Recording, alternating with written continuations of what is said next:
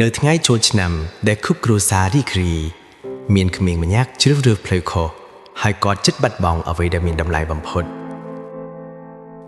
ក្មេងទំនើង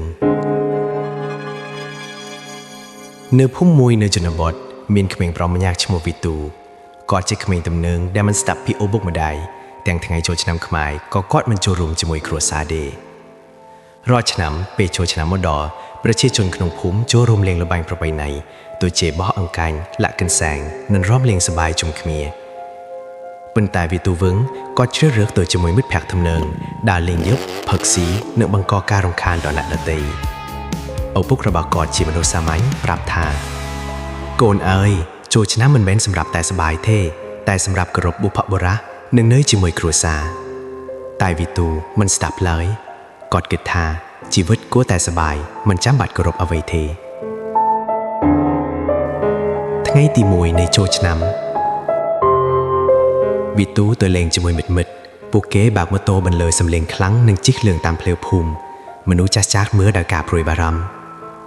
ភ្លាមនោះកើតហេតុអាក្រក់មិត្តរបស់វីទូបានដួលម៉ូតូគ្រោះបើកលឿនពេកវីទូភ័យខ្លាំងហើយត្រូវជួយដឹកមិត្តទៅមន្ទីរពេទ្យនៅពេលនោះគាត់ចាប់ផ្ដើមគិតថាបើឃើញស្ដាប់ឪពុកមិននឹងមានរឿងនេះកើតឡើងទេថ្ងៃទី2នៃចូលឆ្នាំវីទូត្រឡប់មកផ្ទះដោយចិត្តធ្ងន់គាត់ឃើញម្ដាយកំពុងរៀបចំអាហារសម្រាប់ពិធីបួងសួងនិងអំពាវនាវឲ្យគ្រួសារមកជុំគ្នាម្ដាយនិយាយទន់ភ្លាវថាកូនអ្នកណាក៏ធ្លាប់ខុសតែសំខាន់គឺការស្គាល់កំហុសនិងកែប្រែពាក្យនេះធ្វើឲ្យវីទូភ្ញាក់ខ្លួនក៏ចាប់ផ្ដើមជួយម្ដាយរៀបចំផ្ទះនិងចូលរួមពិធីជាមួយគ្រួសារថ្ងៃទី3នៃចូលឆ្នាំវីទូទៅវត្តជាមួយឪពុកម្ដាយដើម្បីធ្វើបុណ្យស្រង់ព្រះនិងសូមអភ័យទោសពីអំពើអាក្រក់របស់ខ្លួនគាត់បាននិយាយជាមួយឪពុកថា